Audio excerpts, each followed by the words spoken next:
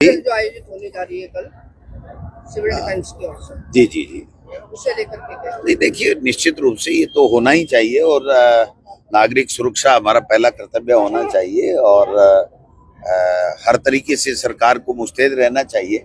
लेकिन दुर्भाग्य है कि इस प्रदेश के अंदर 1.5 साल से सरकार नाम की कोई चीज ही नहीं है। अब आप बताओ, राजस्थान के विधायक गुजरात में जाके प्रशिक्षण ले रहे हैं और गुजरात में क्या प्रशिक्षण मिलेगा आप सबको पता है। बांटो, बंटोगे तो कटोगे, हिंदू मुस्लिम नफरत फैलाओ, साजिशें रचो, ईडी, इनकम टैक्स, सीपीआई का दुरुपयोग करो, डमी लोग, पेपेट लोग सरकारों में बैठाओ, तानाशाही, हिटलर शाही, डेमोक्रेसी नाम की कोई चीज नहीं है। तो मैं समझता हूँ क्या ये प्रशिक्षण लेने के लिए राजस्थान के लोगों को वहां जाना चाहिए।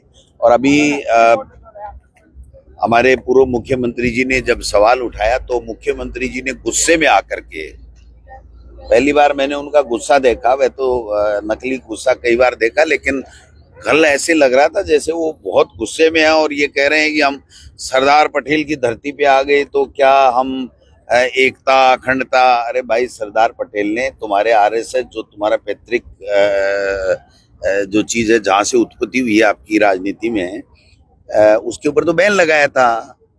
तो सरदार पटेल की धरती पे जाकर के जो निर्वाचित नहीं होते हैं और फिर भी आरएसएस के लोग सत्ता पे काबिज रहते हैं, क्या इस नीति को छोड़ोगे? वहां वो तो और ज्यादा मजबूत होगी। जबकि कायदा ये होता है कि जो जनप्रतिनिधि जीतता है, जो सरकार बनती है, जनप्रतिनिधि होते हैं वो सरकार चलाते हैं। यहाँ तो आरएसएस सरकार चला रहा है। पर्ची दिल्ली से आ जाती है, भारतीय भवन से आ जाती है और कहीं से आ जाती है, वो फैसले हो जाते हैं। उसके अलावा तो मुख्यमंत्री जी घर में बैठे रहते हैं, टीवी देखते रहते हैं। तो एक मुख्यमंत्री को इतनी फुर्सत मिल गई क्या कि महीने में 5 दिन देवदर्शन यात्रा पे जाए और बिजली, पानी, सड़क, चिकित्सा, इसकी कोई बात नहीं करे, लॉ एंड ऑर्डर की कोई बात नहीं करे। आज माता बहनों के साथ में किस प्रकार से बलात्कार हो रहे हैं, गर्मियों पे पीने का पानी नहीं है, लॉ एंड ऑर्डर बिगड़ा हुआ है। ये सारी चीजें एक मुख्यमंत्री को देखना चाहिए। मंत्री तो बिल्कुल ही डमी हो गए, उनको तो पता ही नहीं है हमारे अधिकार क्या है और हमको क्या करना चाहिए। वो तो अनर्गल बयानबाजी के अलावा कुछ कर ही नहीं पा रहे। आपने देखा कि बजट के बाद में कोई मंत्री जाकर के जिलों के अंदर बजट की जो घोषणाएं हैं उसकी पालना के लिए कोई समीक्षा बैठक कर रहा हो, कोई निर्देश दे रहा हो, कोई आईएएस जो सेक्रेटरी जिलों के इंचार्ज हैं वो कहीं जा रहे हो, महामहिम राज्यपाल महोदय घूम रहे हैं पूछते हुए कि मोदी जी की योजनाओं का क्या हुआ, मोदी जी की योजनाओं का क्या हुआ।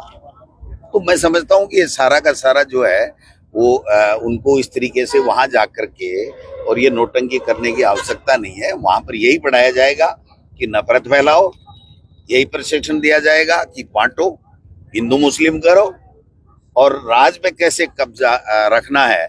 उनको सेवा से लेना देना नहीं है। यही बात मैं कहना सर,